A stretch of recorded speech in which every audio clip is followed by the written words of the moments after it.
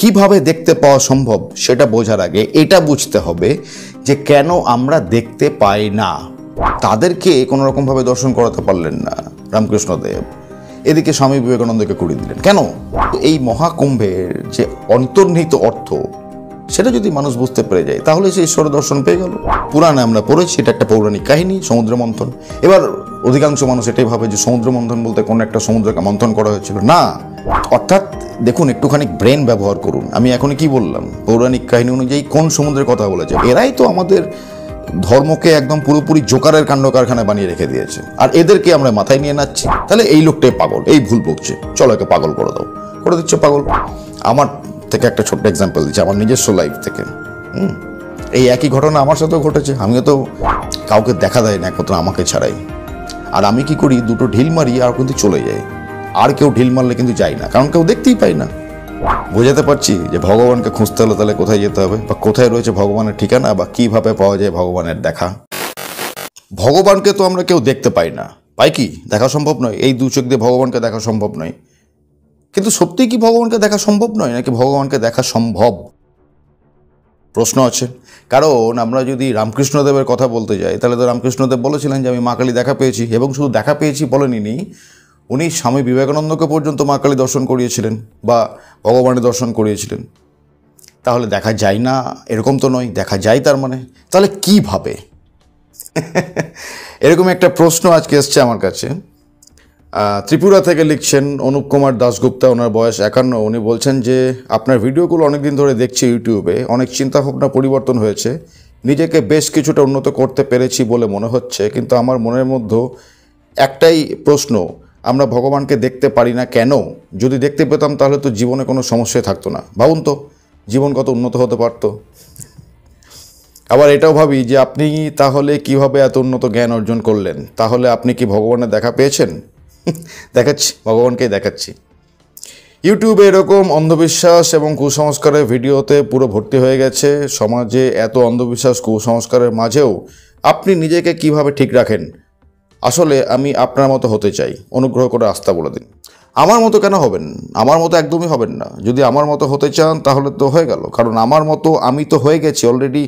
একটা হয়ে গেছে দুনিয়াতে, একজন কৌশিক মল্লিক হয়ে গেছে, আর কৌশিক মল্লিক তো হওয়া সম্ভব নয়।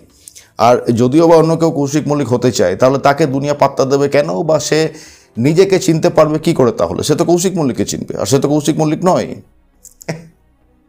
তাহলে আমার মতো হয়ে কোনো লাভ নেই, নিজের মতো হওয়ার চেষ্টা করুন, রাইট? এবার আসছে আপনার মূল প্রশ্নতে, যে ভগবানকে আমরা দেখতে পাই না কেন? ভগবানকে দেখতে পেলে তো সমস্ত সমস্যারই সমাধান হয়ে যেত। How cute! ভগবানকে সামনে দেখতে পেয়ে যাবো, হে ভগবান তুমি আমাকে রাস্তা বলে দাও, ভগবানও বলে দেবে, আর আমিও সেরকম করতে শুরু করে দেবো। তাহলে এই যে এত ধর্ম, এত শাস্ত্র, এত আধ্যাত্মিকতা, এত রামায়ণ মহাভারত গীতা উপনিষদ বেদ, এই সমস্ত কিছু প্রয়োজনই পড়তো না, জীবন কত সুন্দর হয়ে যেত। এরকমই প্রশ্ন, কি সুন্দর হতো বলুন তো।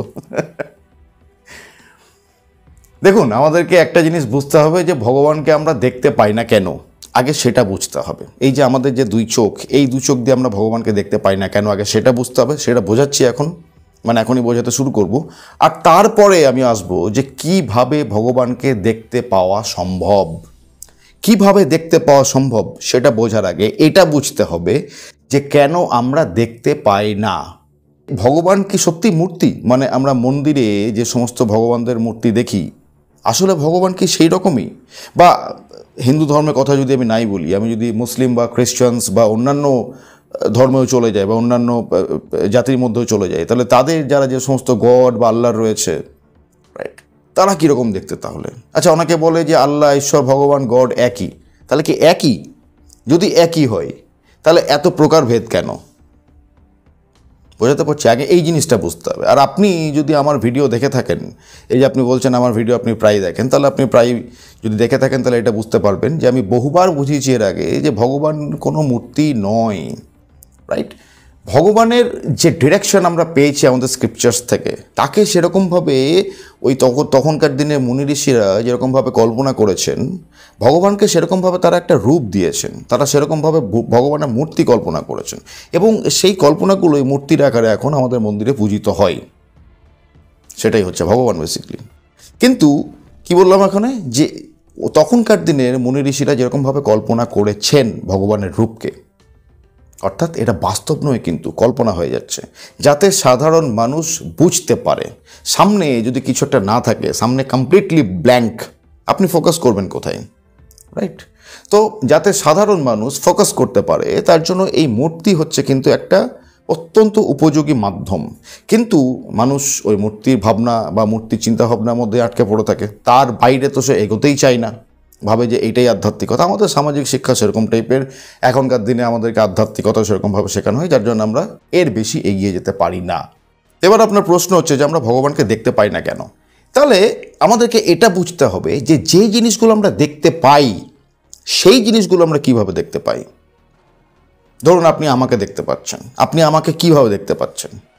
হ্যাঁ, আপনি এখন মোবাইলের প্রান্ত থেকে আমাকে দেখছেন, কিন্তু অ্যাকচুয়ালি তো এটা এখন ক্যামেরাতে শুটিং হচ্ছে, রেকর্ডিং হচ্ছে, আর সেইটাকে আপলোড করা হয়েছে। তো ধরে নিন আপনি আপনার মোবাইলটাকে দেখতে পাচ্ছেন বা আপনার ডিভাইসটাকে দেখতে পাচ্ছেন, সেটাকেই বা আপনি কীভাবে দেখতে পাচ্ছেন এখন? কারণ ওর ওপরে লাইট পড়ছে। যে জিনিসটাকে আমরা দেখি, সেই জিনিসটার উপরে লাইট পড়ে বলেই তো আমরা দেখতে পাই। যদি ওই জিনিসটার উপর লাইট না পড়ে, তাহলে কি আমরা দেখতে পাবো? সম্ভব নয় তো দেখা। ফর এক্সাম্পল, যেমন আমি আমারই এক্সাম্পল দিচ্ছিলাম, আমার এই চারিদিকে এখন লাইট রয়েছে, শুটিং হচ্ছে, তো এই জন্য চারিদিকে লাইট রয়েছে। তো এই লাইটগুলো রয়েছে বলে আপনি আমাকে দেখতে পাচ্ছেন, কিন্তু এই লাইটগুলো যদি অফ করে দেওয়া হয়, তাহলে কি আপনি আমাকে দেখতে পাবেন? আপনি রয়েছেন, আমিও রয়েছি, কিন্তু আমার ওপরে কোনো লাইট পড়ছে না, তাহলে কি আপনি আমাকে দেখতে পাবেন? দেখাচ্ছি, টেস্ট করে দেখাচ্ছি, আমি লাইটগুলোকে অফ করে দিচ্ছি, দেখুন দেখতে পাচ্ছেন এবার আমাকে কোনো রকমভাবে? কিন্তু আমি রয়েছি, কিন্তু দেখুন আমার শব্দ শোনা যাচ্ছে, আমি যে কথা বলছি আওয়াজ শোনা যাচ্ছে, কিন্তু আপনি আমাকে কোনো রকমভাবে দেখতে পাচ্ছেন না। কিন্তু এবার দেখুন লাইটটা জ্বালিয়ে দেবো, আবার দেখতে পাবেন। দেখতে পাচ্ছেন এবার? তাহলে কি বোঝা যাচ্ছে? যে আমরা যে জিনিসগুলোকে দেখতে পাই, সেই জিনিসগুলোর উপর লাইট পড়ে বলেই আমরা সেই জিনিসগুলোকে দেখতে পাই। আর যে জিনিসগুলোর উপর লাইট পড়ে না, বা লাইটের ক্ষমতা নেই যে জিনিসগুলোর উপর পড়ার, সেগুলোকে আমরা দেখতে পাই না। ফর এক্সাম্পল, আপনার থট প্রসেস, আপনার চিন্তাভাবনা আপনি দেখতে পাবেন। আপনার মাথার মধ্যে যে থট প্রসেস চলছে, যে চিন্তাভাবনা চলছে, সেই চিন্তাভাবনাটাকে আপনি দেখতে পাবেন। ওই চিন্তাভাবনা করার ফলে আপনি কিছু একটা কর্ম করছেন, রাইট? সেইটাকে আপনি দেখতে পাবেন, সেই কর্মটাকে আপনি দেখতে পাবেন যে আপনি কিছু একটা করছেন, বা ওই কাজটা করার ফলে যে একটা রেজাল্ট তৈরি হচ্ছে, রাইট? সেই রেজাল্টটাকে আপনি দেখতে পাবেন। ধরুন আপনার মাথায় এখন চিন্তাভাবনা চলছে যে আপনি কিছু একটা তৈরি করবেন, রাইট? তো সেই জিনিসটাকে আপনি তৈরি করলেন, তৈরি করার পরে ওই জিনিসটাকে দেখতে পাবেন, অর্থাৎ রেজাল্টটাকে দেখতে পাচ্ছেন। থট প্রসেস কি দেখতে পাওয়া যাচ্ছে? সম্ভব নয়। অর্থাৎ আলোর ক্ষমতা নেই আপনার থট প্রসেসের ওপর পড়ার, যার জন্য আপনি থট প্রসেস দেখতে পাচ্ছেন না। নিজেরই বলুন বা আমারই বলুন বা অন্য কারোর থট প্রসেসই বলুন না কেন, কেউ কারোর থট প্রসেস দেখতে পায় না। ইভেন মানুষ নিজেও নিজের থট প্রসেস দেখতে পায় না। কি করতে পারে? অনুভব করতে পারে। তাহলে আলোর যখন ক্ষমতা নেই মানুষের থট প্রসেসের ওপর পড়ার, তাহলে সেই আলো সত্যের ওপর, অর্থাৎ ভগবানের উপর পড়বে কিভাবে? হ্যাঁ, ভগবানের মূর্তির উপর পড়তে পারে, যে মূর্তিকে আমরা বানিয়েছি। তো সেই সমস্ত মূর্তিও যেন আমরা দেখতে পাই, কিন্তু ওই মূর্তিটাই তো আসল নয়। ওই মূর্তিটা যে ভাবনা চিন্তা থেকে তৈরি, যে তত্ত্ব থেকে তৈরি, সেই ভাবনা চিন্তা, সেই তত্ত্বটাই তো আসলে ঈশ্বর বা ভগবান। আর এই দুনিয়ার কোনো লাইটের ক্ষমতা নেই, এমনকি সূর্যের আলোকেরও ক্ষমতা নেই সেই তত্ত্ব বা সত্যের ওপর পড়া, যার জন্য আমরা আমাদের স্থূল চোখ দিয়ে ভগবানকে দেখতে পাই না। তাহলে স্থূল চোখ দিয়ে যখন দেখতে পাচ্ছি না, তাহলে মনের চোখ দিয়ে দেখা সম্ভব। কিন্তু মনের চোখ দিয়ে দেখার আমাদের কাছে সময় কোথায়, সুযোগ কোথায়? আমরা তো দেখতে চাই না, আমাদের কাছে তো সেই সময় সুযোগ নেই। একটা গল্প আছে, একটা প্রচলিত গল্প আছে, গল্পটা বলি তাহলে খুব সুন্দর করে বুঝতে পারবেন জিনিসটাকে। প্রচলিত গল্প, তথাকথিত যে সমস্ত কথাবাচক তাদের মুখে এই সমস্ত গল্প আপনি শুনে থাকতে পারেন।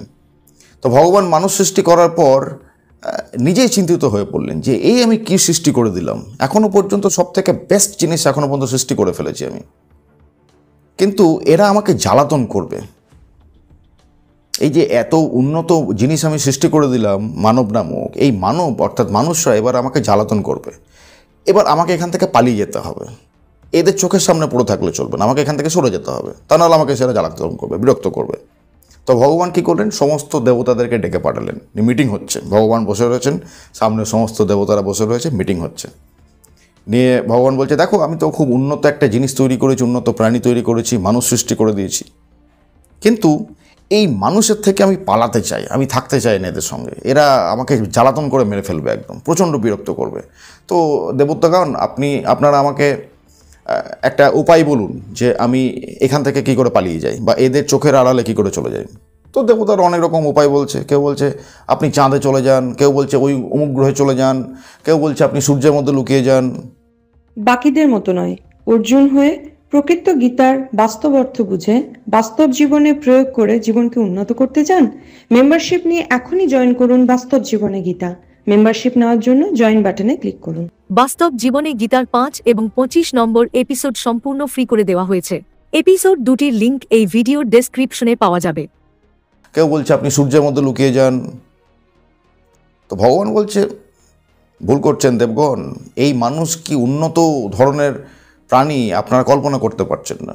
এরা দুদিন পর অন্য গ্রহেও পৌঁছে যাবে, এরা দুদিন পর চাঁদেও পৌঁছে যাবে, এমনকি সূর্য পর্যন্ত পৌঁছে যাবে। তো আমি এই সমস্ত জায়গায় লুকিয়ে পারবো না এদের থেকে বেশি দিন থাকতে। তখন একজন দেবতা বললেন যে আপনি লুকাতে চাইছেন কেন ভগবান, এটা তো আপনারই সৃষ্টি, আপনি তো সৃষ্টি করেছেন, তাহলে আপনি এদের থেকে লুকাতে চাইছেন কেন? কি প্রয়োজন এদের থেকে লুকানো, সামনে চলে যান, সমস্যাই মিটে গেল। তখন ভগবান বলছে যে আমি লুকাতে চাই তার কারণ এই নয় যে আমার এই মনুষ্য জাতিকে পছন্দ নয়, আমার প্রচণ্ড প্রিয়, আমারই তো সন্তান, আমার প্রচণ্ড প্রিয়, কিন্তু এরা অতিরিক্ত চালাক, এদের মধ্যে অহমবৃত্তি রয়েছে, প্রকৃতিজনিত কারণ এদের মধ্যে অহমবৃত্তিও রয়েছে। এরা যখনই আমার সামনে আসবে আমার সঙ্গে মিলিত হওয়ার জন্য নয়, আমাকে উপলব্ধি করার জন্য নয়, আমাকে বলতে সত্যকে বোঝানো হচ্ছে, তো আমাকে উপলব্ধি করার জন্য নয়, এরা আমার কাছে আসবে ওদের ব্যক্তিগত চাহিদাগুলোকে ফুলফিল করার জন্য। আমাকে টাকা দাও, আমাকে বাড়ি গাড়ি দাও, আমাকে ধন সম্পত্তি দাও, আমার সময়ে বিয়ে করে দাও, আমার ওই মেয়েটাকে পছন্দ, আমার ওই ছেলেটাকে পছন্দ, আমাকে ওর সঙ্গে বিয়ে দিয়ে দাও, আমার চুলটা কেন শাহরুখ খানের মতো নয়, বা মেয়েরা হয়তো বলবে যে আমার চুলটা কেন কঙ্গনা রানাওয়াতের মতো এরকম কার্লি টাইপের নয়, ছেলেরা বলবে আমার বডি কেন ঋত্বিক রোশনের মতো হচ্ছে না, আমাকে ওরকম করে দাও ভগবান। তো এরা নিজেদের স্বার্থ, নিজেদের চাহিদা এই সমস্ত মেটাতে আসবে। আমার ছেলের বিয়ে দিয়ে দাও, আমার ছেলের বউর একটা কোলে সন্তান দিয়ে দাও, সে যেন ছেলেই হয়, মেয়ে যেন না হয়। তো এরা এই সমস্ত নিজের ব্যক্তিগত চাহিদাগুলোকে মেটাতে আমার সামনে আসবে। আর এই সমস্ত চাহিদা মেটানো সম্ভব নয়, কারণ এই সমস্ত চাহিদা যদি মেটায় তাহলে এই সমস্ত সৃষ্টি মিথ্যা হয়ে যাবে, কোনো মানই থাকবে না, কোনো অর্থই থাকবে না, সমস্ত কিছু তছনছ হয়ে যাবে। এই জন্য আমি এদের থেকে পালাতে চাই। এরা যদি আমার কাছে আসতো সত্যকে খুঁজতে, সত্যকে বুঝতে, সত্যকে উপলব্ধি করতে, আমার সঙ্গে মিশে যেতে, নিজেকে পুরোপুরি বিলুপ্ত করে দিয়ে সম্পূর্ণ আমার সত্তার সাথে নিজের সত্তাকে মিলিয়ে এমনভাবে এক করে দিত যে নিজের কোনো সত্তাই থাকতো না, তাহলে এদের সঙ্গে দেখা করতে বা এদের সামনে যেতে আমার কোনো আপত্তি নেই। কিন্তু এরা তো সেই জন্য আসবে না, এরা তো অহমবৃত্তিতে পুরো ডুবে রয়েছে একদম। এই জন্য আমি লুকাতে চাই, এদের থেকে পালাতে চাই। তো তখন দেবতা বলল ঠিক আছে স্যার ভগবান, তাহলে আপনি এই গ্রহ, ওই গ্রহ, উপগ্রহ, চাঁদ, তারা, নক্ষত্র কোথাও তো বলছেন যে পার পাবেন, এরা পৌঁছে যাবে, তাহলে আপনি কাজ করুন, আপনি এদের মনের মধ্যেই লুকিয়ে যান, তাহলে এদের ভিতরেই লুকিয়ে যান। তখন ভগবান বলছে এটা কিন্তু ভালো বুদ্ধি দিয়েছ, ঠিক বলেছে, আমি এদের মনের মধ্যেই লুকিয়ে যাই, কারণ এরা পুরো দুনিয়া তন্ন তন্ন করে খুঁজে বেড়াবে, আমাকে হোক বা নিজের চাহিদা মেটানোর জন্য হোক, এরা কখনো ভিতরে তাকিয়ে দেখবে না নিজেদের, কারণ এদের ভেতরে অহমৃত্যু রয়েছে, রাইট, ইগোইস্টিক ভাব রয়েছে, এটা কখনো নিজেদের ভেতরে খুঁজবে না। ঠিক বলেছ, তাহলে আমি এদের মধ্যেই লুকিয়ে যাই। তো ভগবান তারপরে মানুষের ভেতরে অদৃশ্য হয়ে গেল, ওখানেই লুকিয়ে পড়ল। বোঝাতে পারছি যে ভগবানকে খুঁজতে হলে তাহলে কোথায় যেতে হবে, বা কোথায় রয়েছে ভগবানের ঠিকানা, বা কীভাবে পাওয়া যায় ভগবানের দেখা। একটা আমার রিয়েল লাইফ এক্সপিরিয়েন্স বলছি। আমার এক বন্ধু ছিল ছোটোবেলায় যেরকম হয় বাচ্চারা দুষ্টুমি করতো, একটু বেশিই দুষ্টুমি করতো, রাইট, আমারই এক বন্ধুর কথা বলছি, একটু বেশি দুষ্টুমি করতো। দুষ্টুমি বলতে ইন দ্য সেন্স তাকে সবসময় কিছু দিতে হবে, খেলনা, চকলেট, কিছু না কিছু সবসময় দিতে হবে, রাইট, না হলে সে বায়না ধরবে, কান্নাকাটি করবে, এই সমস্ত তার রয়েছে আর কি, যেরকম বাচ্চারা হয়। তা ও একটু বেশিই ছিল, ও লেভেল একটু হাই ছিল আর কি, দিতেই হবে এরকম টাইপের ব্যাপার। তো তার বাবা প্রত্যেক দিন যখন অফিস থেকে ফিরতো তখন তার জন্য কিছু চকলেট নিয়ে আসতো। এবার সমস্যা হচ্ছে যে সারাদিনে তোর 8-10টা চকলেট চাই, তো সমস্তগুলো যদি একসঙ্গে দিয়ে দেওয়া হয় তো সবগুলো একসঙ্গে খেয়ে নেবে, তারপরে সারাদিন আমার বায়না করবে, যার জন্য কী হতো চকলেটগুলোকে লুকিয়ে রাখা হতো। ও যখন বায়না ধরতো, যখন আর কিছু করার উপায় ছিল না, আর কোনো রাস্তা থাকতো না, তখন তার হাতে একটা চকলেট বা খেলনা কিছু একটা ধরিয়ে দেওয়া হতো, ও চুপ করে যেত, কিছুক্ষণ পর আবার বায়না শুরু করতো। তো তো ব্যাপারটা হচ্ছে এইটাই যে ওর বাড়িতে যেখানেই ওই চকলেট বা খেলনাগুলো লুকিয়ে রাখা হতো ও খুঁজে বের করে ফেলতো, যেখানেই, আলমারিতে, তাকে, এদিকে ওদিকে, বাক্সের মধ্যে লুকিয়ে, যেখানেই হোক না কেন ও ঠিক খুঁজে বার করে নিত। তো ওর বাবা বুদ্ধি করে একটা জিনিস বের করলো, কি না, চকলেটগুলোকে ওরই জামা কাপড়ের যে পকেটগুলো রয়েছে সেই পকেটের মধ্যে ভরে দিত। মানে আমি যে বন্ধুর কথা বলছি ছোটোবেলায়, হ্যাঁ, তারই জামা কাপড় যেগুলো আলনার মধ্যে রয়েছে বা হ্যাঙ্গারের মধ্যে টাঙানো রয়েছে, যেগুলো কেচে দেওয়া হয়েছে, শুকোতে দেওয়া হয়েছে বা শুকিয়ে গেছে, আলনার মধ্যে বা হ্যাঙ্গারের মধ্যে টাঙিয়ে রাখা রয়েছে, পরের দিন পরবে, ওই জামা কাপড়ের পকেটগুলোতে চকলেটগুলোকে লুকিয়ে রাখত। ও আর বহুত দিন কিন্তু খুঁজে পায়নি। তারপরে অনেক দিন পর একদিন খুঁজে পেয়ে গেছিলো যে ওর নিজের জামার পকেটে বা প্যান্টের পকেটের মধ্যে চকলেটগুলো লুকানো রয়েছে। তো জিনিসটা অনেকটা ওরকম টাইপেরই, গল্পটা অনেকটা ওরকম টাইপেরই, যে ভগবান মানুষের মধ্যেই লুকিয়ে গেল। মানে আমার ওই বন্ধুর বাবা কী করলো, ওই যে চকলেটগুলো ওই আমার বন্ধুর জামা প্যান্টের পকেটের মধ্যে লুকিয়ে দিল, যাতে ও পুরো দুনিয়া খুঁজে বেড়াচ্ছে চকলেটগুলো, নিজের জামা কাপড়ের পকেট তো খুঁজবে না, বাচ্চার মাথাতে ওইটুকু জিনিস তো আসবে না। হ্যাঁ, পরবর্তীকালে খুঁজতে খুঁজতে খুঁজতে খুঁজতে এদিকে ওদিক হাত পায়ের চালাতে চালাতে শেষ পর্যন্ত পেয়েই গেল। কিন্তু এটা তো মেটেরিয়ালিস্টিক জিনিস, কিন্তু ভগবান তো মেটেরিয়ালিস্টিক নয়, সে তো তত্ত্ব, সে তো উপলব্ধির বিষয়। তাকে তো এরকমভাবে খোঁজা যায় না যে খুঁজতে খুঁজতে হাত পেয়ে গেলাম, হ্যাঁ এই তো পেয়ে গেছি, আমার পকেটের মধ্যে রয়েছে। এটা জাস্ট একটা এক্সাম্পল দিলাম চকলেটের, রাইট, আমার বন্ধুর যে চকলেট খাওয়ার যে উদাহরণটা দিলাম। তো ভগবান তো তত্ত্ব, তাকে তো কোনো পকেটের মধ্যে রাখা সম্ভব নয়, সে তো মানুষের ভেতরে লুকিয়ে রয়েছে। তো মানুষকে কি করতে হবে, ভিতরে তাকাতে হবে, ভিতরের মধ্যে দেখতে হবে, নিজের মধ্যে দেখতে হবে। আর নিজের মধ্যে দেখতে হলে এই আওয়াজ হইহট্টগোল থেকে সরে আসতে হবে, ভিড় থেকে সরে আসতে হবে। কারণ যতক্ষণ পর্যন্ত মানুষ ভিড়ের মধ্যে থাকবে ততক্ষণ পর্যন্ত সে ভিতরে রিয়েলাইজ করবে কি করে। আপনি যখন কখন ভিড়ে গেছেন, কখনো যে কোনো ভিড়, মিটিং হোক, মিছিল হোক, বিয়ে হোক, বা কোনো গ্যাদারিংস হোক, মেলা হোক, ঠেলা হোক, যাই হোক না কেন, কোনো ভিড়ের মধ্যে গিয়ে কখন আপনি নিজের থট প্রসেসগুলো ঠিকঠাকভাবে ধরতে পারেন, নাকি ভিড়ের মধ্যে হারিয়ে যান? হারিয়ে যাই আমরা ভিড়ের মধ্যে। তাহলে ভিড়ের মধ্যে আমরা যখন আমাদের কনসিয়াস মাইন্ডের থট প্রসেসগুলো ঠিকঠাকভাবে ধরতে পারি না, সাবকনসিয়াস মাইন্ড তো গুলি মারুন, সে তার ভিতরে তাহলে কী করে ঝাঁকবে, ভিতরের মধ্যে কী করে তাকাবে, ভিতরের মধ্যে কী করে দেখবে? সেটা তো সম্ভব নয়। কিন্তু সেটা সম্ভব যদি মানুষ নিজের সঙ্গে সময় কাটাতে শুরু করে, যদি মানুষ নিজেকে ওই ভিড় থেকে আলাদা করে নিজের সঙ্গে বসতে শুরু করে দেয়, তাহলে সেটা সম্ভব। এই যে আপনি আমাকে জিজ্ঞেস করেছেন যে ইউটিউবে, সোশ্যাল মিডিয়াতে, সমাজের মধ্যে চারিদিকে অন্ধবিশ্বাস, কুসংস্কার ছেয়ে গেছে একদম আধ্যাত্মিকতা বলতে। আধ্যাত্মিকতা নামে এই সমস্ত তো চলছে, ইচ্ছা পূরণ, দক্ষিণে দাও তথাস্তু করে দিচ্ছে, বা কেউ কারোর নামে পুজো করে দিচ্ছে, কেউ কারোর নামে অমুক মন্দিরে গিয়ে পুজো দিয়ে চলে আসছে, কেউ কারোর নামে মানত রেখে দিচ্ছে, ও বাড়িতে বসে রয়েছে। আজকাল তো এই সমস্ত অনলাইন অ্যাপও বেরিয়ে গেছে মন্দিরে পুজো দেওয়ার।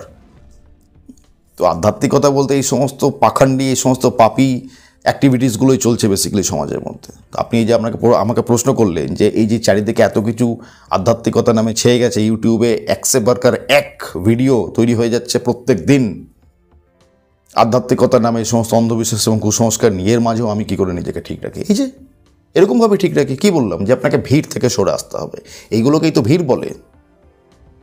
সোশ্যাল মিডিয়াতে কি হচ্ছে, সমাজের মধ্যে কি হচ্ছে, আশেপাশে কি হচ্ছে, এই সবগুলোই তো ভিড়, এই সবগুলোই তো সমাজের প্রথা, তথাকথিত নিয়ম। আপনাকে এইগুলো থেকে সরে আসতে হবে, নিজের মধ্যে খুঁজতে হবে। ভগবান অন্য কোথাও নেই, সত্য অন্য কোথাও নেই, আপনার মধ্যেই আছে। আপনাকে নিজের ভিতরে দেখে নিজেকেই খুঁজতে হবে, তাছাড়া সম্ভব নয়। প্রচুর আধ্যাত্মিকতা নিয়ে প্রচুর প্রচুর যুগ যুগ ধরে, হাজার হাজার বছর ধরে অনেক কিছু হয়েছে। এইগুলো কোনোটাই কিন্তু আপনাকে ভগবানের উপলব্ধি করতে সাহায্য করবে না। রামকৃষ্ণদেব ভগবানকে উপলব্ধি করেছিলেন, রামকৃষ্ণদেব মা কালী দর্শন পেয়েছিলেন। তার মানে কি রামকৃষ্ণদেব মা কালীকে সত্যি ওরকমভাবে দেখেছিলেন যেরকমভাবে আমরা মা কালীর রূপ দেখতে পাই, মূর্তি দেখতে পাই? তাহলে আমাদের আর রামকৃষ্ণদেবের মধ্যে পার্থক্য কী রইল? না, রামকৃষ্ণদেব সত্যের উপলব্ধি করেছিলেন। এবার রামকৃষ্ণদেব ওই সত্যের উপলব্ধি অর্থাৎ ভগবানের দর্শন স্বামী বিবেকানন্দকে পর্যন্ত করিয়েছিলেন। প্রশ্ন এখানেই যে শুধু স্বামী বিবেকানন্দ কেন, অন্যদেরকে নয় কেন? তার তো আরও অনেক ডাইরেক্ট শিষ্য ছিল রামকৃষ্ণদেবের, তো তাদেরকে কোনো রকমভাবে দর্শন করাতে পারলেন না রামকৃষ্ণদেব। এদিকে স্বামী বিবেকানন্দকে করিয়ে দিলেন কেন? কারণ স্বামী বিবেকানন্দ করতে চেয়েছিলেন, বাকিরা ওই রূপ বা ওই মূর্তি বা ওই সমস্ত জাগতিক হৈহট্টগুলোর মধ্যে ব্যস্ত ছিল, তাই তাদেরকে হাজার চেষ্টা করেও রামকৃষ্ণদেব ভগবানের দর্শন করাতে পারেননি। কিন্তু যেহেতু স্বামী বিবেকানন্দ তৈরি ছিলেন কমপ্লিটলি ভিতর থেকে নিজের ভিতরে দেখার জন্য, সেজন্য তাকে দেখানো সম্ভব এবং অতি ইজিলি দেখানো হয়ে গেছে। কি না, তার বুকের ওপর পা রেখে দিলেন এবং তারপরে শোনা যায় এরকম যে স্বামী বিবেকানন্দ কয়েক ঘন্টার জন্য সমাধিস্থ হয়ে গেছিলেন। কোথাও বলা হয় 6 ঘন্টা, কোথাও বলা হয় 8 ঘন্টা, কোথাও বলা হয় সারাদিন, কোথাও বলা হয় 24 ঘন্টা। এক এক জায়গায় এক এক রকম তথ্য পাওয়া যায়। কিন্তু আসল বিষয়টা কি? আসল বিষয়টাই যে হচ্ছে এটাই যে স্বামী বিবেকানন্দ একাধিক ঘন্টার জন্য নিজের ভিতরেই ডুব মেরে দিয়েছিলেন। ভবসাগর বলে এটাকে। অর্থাৎ নিজেরই মনের মধ্যে যে ভবসাগর, সেখানে স্বামী বিবেকানন্দ ডুব মেরেছিলেন। তারপরে উনি উপলব্ধি করতে পেরেছিলেন এবং এটা একদিনে হয়ে যায়নি। স্বামী বিবেকানন্দ অনেক দিন ধরে এটা খুঁজেছিলেন। তো সেই তৃষ্ণা নিজের মধ্যে ক্রিয়েট করতে হবে সত্যকে পাওয়ার জন্য, নিজের কামনা বাসনাগুলোকে পূর্ত করার জন্য নয়। কিন্তু আমরা তো ভগবানের দেখা বলতে, যে আপনিও তাই লিখেছেন যে ভগবানের দেখা যদি পেতাম তাহলে তো খুব ভালো হতো। খুব ভালো হতো মানে কি? আমার যে কামনা বাসনাগুলো রয়েছে সেগুলো পূর্ণ করে দাও। এই যে গল্পটা বললাম সেটাও তো এখনই সেটাই বললাম, যে ভগবান বলছে দেবতাদেরকে যে আমি এদের থেকে পালিয়ে যেতে চাই, মানুষের থেকে দেখা দিতে চাই না। তো দেবতা প্রশ্ন করছে কেন? বলছে ওই যে আমার সঙ্গে দেখা করতে আসবে, নিয়ে শুধুমাত্র নিজের কামনা বাসনাগুলো পূর্ত করবে, আর কিছু না। আর সেইটাই যদি সত্যি হয়ে যায় তাহলে তো পুরো সৃষ্টি মিথ্যে হয়ে যাবে, সব কিছু জলে চলে গেল, সব ভেস্তে যাবে, কিচ্ছু থাকবে না আর। তো এরকমভাবে নিজের অহংবৃত্তিকে ত্যাগ করে অন্তর্মুখী হয়ে, অর্থাৎ নিজের ভবসাগরের মধ্যে ডুব দিয়ে, শুধু কি ভগবানের দর্শন স্বামী বিবেকানন্দ বা রামকৃষ্ণদেবী পেয়েছিলেন? না, আমাদের দেশে এরকম প্রচুর উন্নত ব্যক্তি রয়েছেন, ঋষিমুনি রয়েছেন, আমরা তাদের দিকেও তাকাই না। যেমন গৌতম বুদ্ধ রয়েছেন, মহাবীর জৈন রয়েছেন, গুরু নানক রয়েছেন, এরকম কত উন্নত ব্যক্তি রয়েছেন, ঋষিমুনি রয়েছেন আমাদের দেশে। জীবনের সমস্যাগুলো দূর করার জন্য যদি পার্সোনাল কনসালটেশন নিতে চান, তাহলে হোয়াটসঅ্যাপে যোগাযোগ করতে পারেন এই নম্বরে। এরকম কত উন্নত ব্যক্তি রয়েছেন, ঋষিমুনি রয়েছেন আমাদের দেশে। তো তারা সত্যকে উপলব্ধি করেছিলেন, তার জন্যেই না তারা জীবন সম্বন্ধে এত উন্নত জ্ঞান আমাদেরকে দিয়ে যেতে পেরেছেন। তাছাড়া কী করে পেতাম আমরা? সম্ভব ছিল না তো পাওয়া। এবার তারা যেরকমভাবে উন্নত হয়েছেন, তারা যেরকমভাবে সত্যের দর্শন পেয়েছেন, ভগবানের দর্শন পেয়েছেন, কিভাবে পেয়েছেন? কাউকে কপি করে না, নিজের অহংবৃত্তিকে ত্যাগ করে নিজের মধ্যে ডুব দিয়ে। আমাদেরকেও সেটা করতে বলেছেন অনেক রকমভাবে, কিন্তু আমরা সেটা করবো তবে তো। আমাদের তো দুষ্টু বুদ্ধি রয়েছে না, অহংবৃত্তিজনিত। নিজের ব্যক্তিগত চাওয়া পাওয়া ছাড়া আমরা কিছুই বুঝি না। তাহলে আমরা ভগবানের দর্শন পাবো কী করে? তারা পেয়েছিল, তারা পরিশ্রম করেছিল, তাই তারা পেয়েছিল। তাদের পরিশ্রমের জন্য তো আমরা পাবো না। আর আমি তো এই কথাটা আমার ভিডিওতে বহুবার বলেছি যে কেউ কারোর পরিশ্রম বা কেউ কারোর কর্ম করে দিতে পারে না। প্রত্যেক ব্যক্তিকে নিজের কর্ম নিজেকেই করতে হবে। দুঃখের বিষয় এইটাই, আমাকে তো প্রচুর মানুষ প্রশ্ন করেন। এই প্রশ্ন থেকে জানতে পারা যায় এই যে অধিকাংশ মানুষ কর্ম বলতে জীবিকা বোঝে। আমি যখন বলি যে উন্নত কর্ম করতে হবে, তখন তারা বোঝে যে জীবিকা বোঝাচ্ছি আমি। তার মানে, আরে বাবা, জীবিকা হচ্ছে কর্মের একটা অত্যন্ত ক্ষুদ্রতম অংশ। কর্ম যদি শুধুমাত্র জীবিকা হতো, তাহলে এই ভগবদ গীতাতে কর্ম রিলেটেড এত জ্ঞান শ্রীকৃষ্ণ অর্জুনকে দিতেনই না। উপনিষদে কর্ম রিলেটেড এত নলেজ থাকতোই না। পরিষ্কার পরিচ্ছন্ন সেখানে যে ওটাকে জীবিকা বলে দেওয়া হতো। হয়েছে কি? হয়নি তো। আর কর্ম মানে অনেক আবার এটাও বোঝে যে দৈহিক পরিশ্রম। তাই যদি হতো তাহলে তো গরু, ছাগল, গাধা সব থেকে পরিশ্রম করতে এক্সপার্ট। গাধা গরু ছাগলের থেকেও। তো ওই গাধা গরু ছাগলের তো উন্নতি হচ্ছে না। কর্ম বলতে এখান থেকে যেটা হয় বা মানুষের ভিতর থেকে যেটা হয়, এবং সেটা নিষ্কামভাবে, অর্থাৎ অহম বর্জিত চিন্তা ভাবনা, সেটাকেই বলা হয় কর্ম। তো সেইটা যতক্ষণ উন্নত হচ্ছে ততক্ষণ মানুষ নিজের ভেতরে তাকিয়ে, নিজের ভবসাগরে ডুব দিয়ে কী করে ভগবানের দর্শন পাবেন? রাস্তা রয়েছে, আলো ফেলে তো দেখা সম্ভব নয়, সেটা তো অনেকক্ষণ আগেই বুঝিয়ে দিয়েছি। কারণ ভগবান তো কোনো মেটেরিয়ালিস্টিক বিষয়বস্তু নয়, এটা অপার্থিব বিষয়, পার্থিব বিষয়বস্তু নয়। আর আলো তো পার্থিব বিষয়, তাহলে পার্থিব জিনিসের তো ক্ষমতা নেই অপার্থিব জিনিসের ওপর হোল্ড করে ফেলা। তাহলে আলো ফেলে আমরা ভগবানকে দেখতে পাবো কীভাবে? সম্ভব নয়। তো ওই জন্য আলোটা কোথায় ফেলতে হবে? নিজের অন্তর্দৃষ্টির আলো কোথায় ফেলতে হবে? নিজের অন্তর্জগতে। আর তার জন্যে মানুষকে ভিড়ভাট্টা থেকে সরে আসতে হবে, হই হট্টগোল থেকে সরে আসতে হবে। তাছাড়া সম্ভব নেই। যে এখন চলছে কুম্ভ মেলা, এই যে কুম্ভ মেলাতে চলছেটা কি? সবাই বলছে কুম্ভের পূর্ণ স্নান, পূর্ণ তিথি 140 বছর পর পর হয় মহাকুম্ভ, ভেরি গুড, কোনো অসুবিধা নেই। কিন্তু এই মহাকুম্ভের যে অন্তর্নিহিত অর্থ সেটা যদি মানুষ বুঝতে পেরে যায় তাহলে সে ঈশ্বর দর্শন পেয়ে গেল। কিন্তু ওখানে গিয়ে হচ্ছেটা কি? আসলে হই হট্টগোল হচ্ছে, চিৎকার চেঁচামেচি হচ্ছে, কিছু জোকার ওখানে শিব, দুর্গা, কালীর বিভিন্ন রকম রূপ নিয়ে ঘুরে বেড়াচ্ছে, প্লাস্টিকের ওই সমস্ত কি বলে ওগুলোকে, স্কেলিটনসগুলো বা খুলিগুলো, মানুষের মাথার খুলি যেগুলো হয় প্লাস্টিক দিয়ে তৈরি, সেইগুলো পরে পরে ঘুরে বেড়াচ্ছে, নেচে বেড়াচ্ছে, বিভিন্ন রকম জোকারের মতো অঙ্গভঙ্গি করে বেড়াচ্ছে। একজন মহিলা ওখানে ফেমাস হয়ে গেছে, অল্প বয়স্কা, মাথার মধ্যে সেই জটা, ফলস জটা নিয়ে ঘুরে বেড়াচ্ছে, চোখের মধ্যে লেন্স নিয়ে ঘুরে বেড়াচ্ছে। এটাই কি মহাকুম্ভ? যদি তাই হয় তাহলে এরকম কুম্ভের প্রয়োজন নেই। কুম্ভ শব্দটা এসছে কোথায় থেকে? কুম্ভ শব্দ অর্থ হচ্ছে জলবাহক, মাটির কলসিতে করে যে ব্যক্তি জল বয়ে নিয়ে যায়, বা ওই মাটির কলসিটাকে বলা হয়, জল ভর্তি মাটির কলসিটাকে বলা হয় কুম্ভ। এখানে জল বলতে অমৃতের কথা বলা হচ্ছে, কারণ এই কুম্ভ মানে যে রীতিটা বা প্রথাটা এসছে কোথায় থেকে? সমুদ্র মন্থন থেকে। পুরাণে আমরা পড়েছি, এটা একটা পৌরাণিক কাহিনী, সমুদ্র মন্থন। এবার অধিকাংশ মানুষ এটাই ভাবে যে সমুদ্র মন্থন বলতে কোনো একটা সমুদ্রকে মন্থন করা হয়েছিল। না, এখানে সমুদ্র মন্থন বলতে এখন আমি যে কথাটা বললাম, এই যে ভবসাগর, মনের মধ্যে যে সাগর, নিজের মানুষের মনের মধ্যে যে ভবসাগর যেটাকে বলা হয়, ভবের সাগর, তার মন্থন।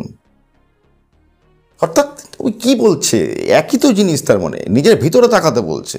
এবার সেটাকে মানুষকে আরও বোঝানোর জন্য, এর আগেও একটা ভিডিওতে আমি বলেছিলাম যে কথা কাহিনী দিয়ে মানুষকে আগে বোঝানো হতো, গল্পের ছলে। যেরকমভাবে বাচ্চাকে গল্পের মাধ্যমে শেখানো হয় না, একটা বিশাল বড় গল্প বলা হয়, নেতার পরে বলা হয় তার অন্তর্নিহিত যে নীতি কথা, অর্থাৎ সেখান থেকে কী লার্নিংস পাওয়া গেল। তো এরকমভাবে আগে মানুষকে শেখানো হতো গল্পের মাধ্যমে, কিন্তু তার নিচে যে লার্নিংসগুলো ছিল সেই লার্নিংসগুলো আমরা তো মুছে ফেলে দিয়েছি একদম, কোনো প্রয়োজন নেই, আমাদের গল্পটাই বেশি প্রয়োজন। ওই জন্য এই সমুদ্র মন্থন মানে হয়ে গেছে বাহ্যিক কোনো একটা সমুদ্র, এই সমুদ্র ওই সমুদ্র, কোনো একটা সমুদ্র বঙ্গোপসাগর বা আরব মহাসাগর কিছু একটা হবে, এরকম লোকে ভাবে। আসলে তো মনের মধ্যে সমুদ্রের যে মানে ভবসাগর রয়েছে মানুষের মনের মধ্যে, ভবের সাগর, সেইটার মন্থন বলা হচ্ছে। তো কি বলা হয়েছে ওখানে পৌরাণিক কাহিনী অনুযায়ী? যে ওই সমুদ্র মন্থনের ফলে ওখান থেকে যখন ওই যে কলসিটা উঠে এলো, অর্থাৎ অমৃতের যে কলসিটা, রাইট, ওই অমৃতের কলসিটাকে বলা হয় কুম্ভ। এবার ওই দেবতা আর অসুরদের মধ্যে লড়াই হয়ে গেল ওই অমৃত কে খাবে ওটা নিয়ে।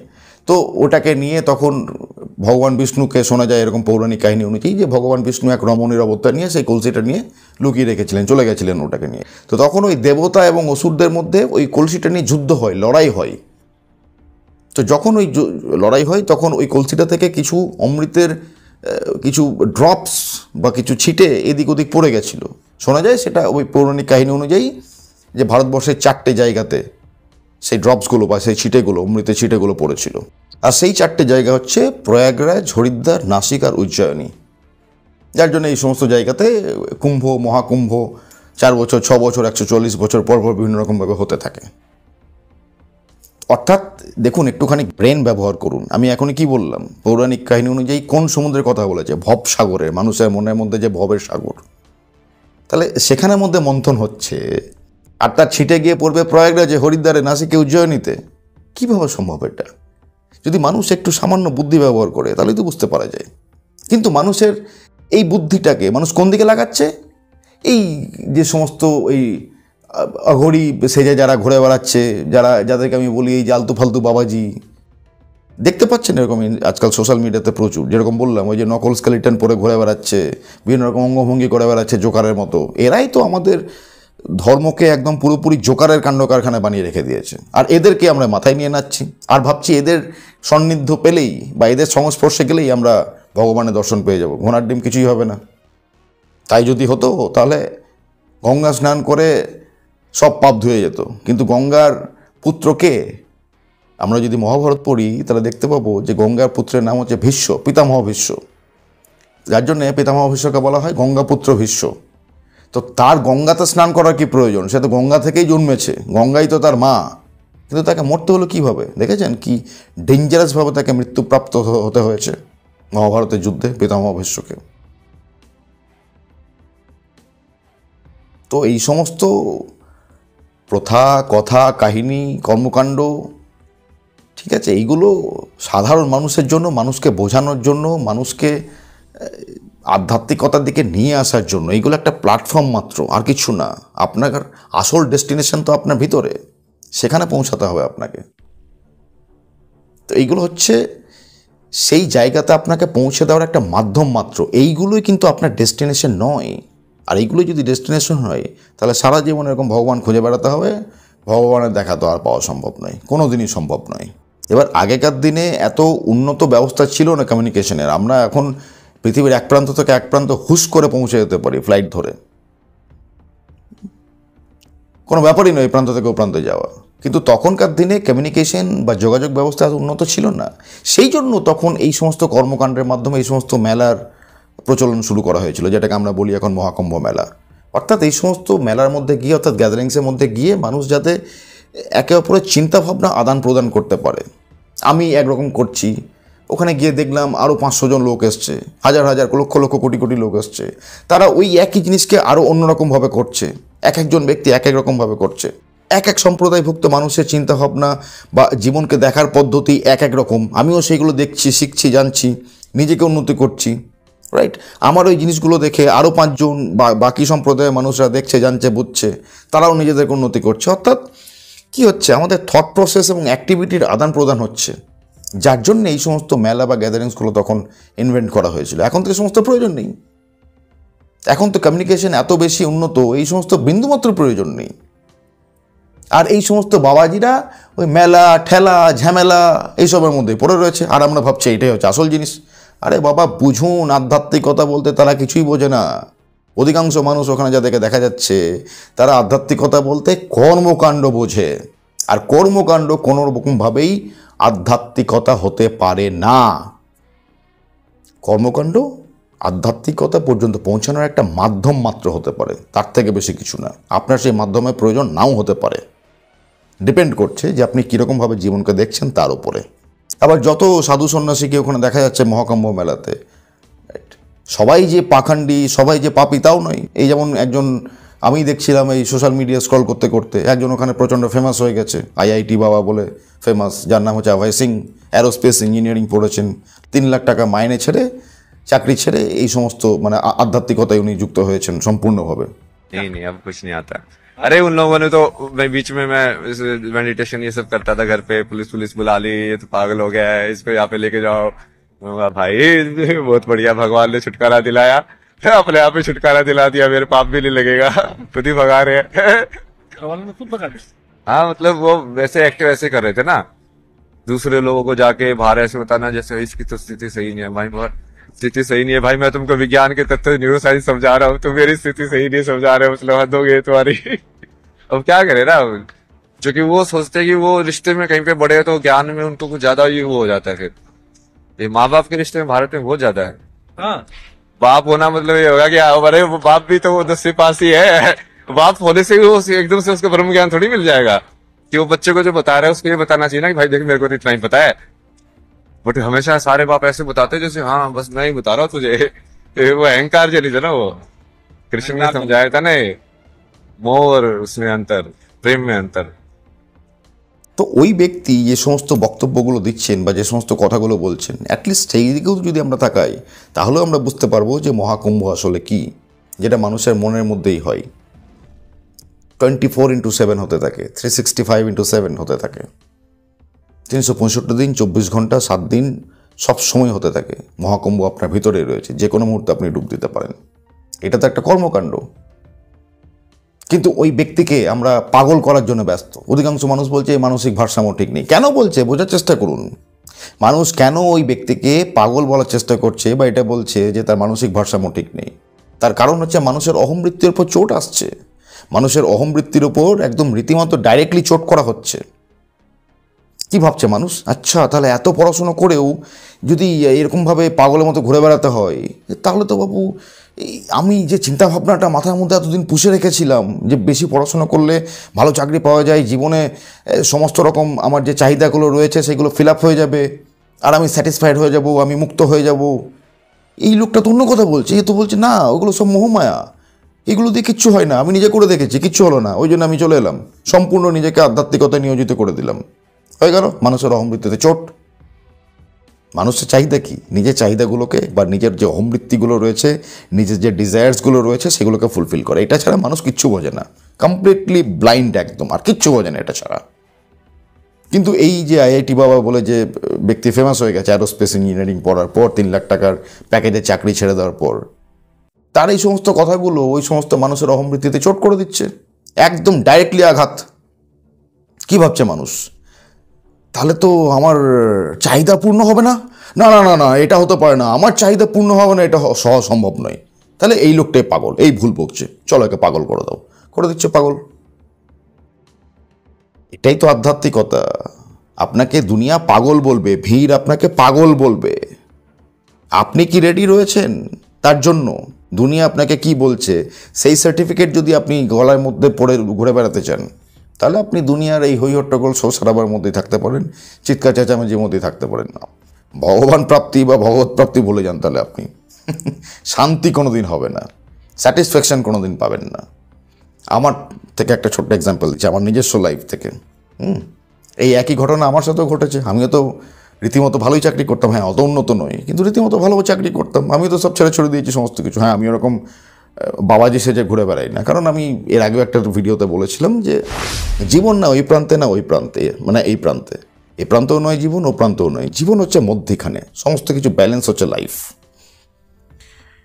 রাইট? তো ওই জন্য আমাকে ওরকমভাবে দেখতে পাওয়া যায় না।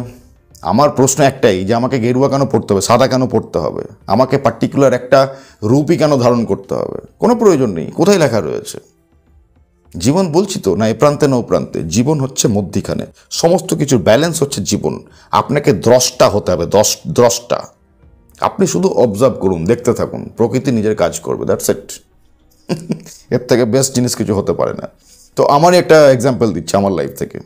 তো যখন আমি এরকম চাকরি বাকরি ছেড়ে দিলাম, লোকও আমাকে এরকম, আমার পরিচিত সার্কেল অনেকেও আমাকেও পাগল বলেছিল, এ পাগল হয়ে গেছে, এ বলছে বিয়ে থা করবে না, এখনও পর্যন্ত করেনি, আর বলছে কোনোদিনও করবে না, এ তো পাগল হয়ে গেছে পুরোপুরি, গীতা পড়তে শুরু করে দিয়েছে, উপনিষদ পড়ছে, রামায়ণ পড়ছে, এ তো পাগল হয়ে গেছে একদম পুরোপুরি। তো কিছুদিন পর, যেহেতু আমার গলা একটু ভারী, আমি একটু অ্যাগ্রেসিভ নেচারের, যার জন্য মানুষ বেশি দিন এগুলো বলতেও পারেনি, কিছুদিনের মধ্যে স্টপ হয়ে গেছে।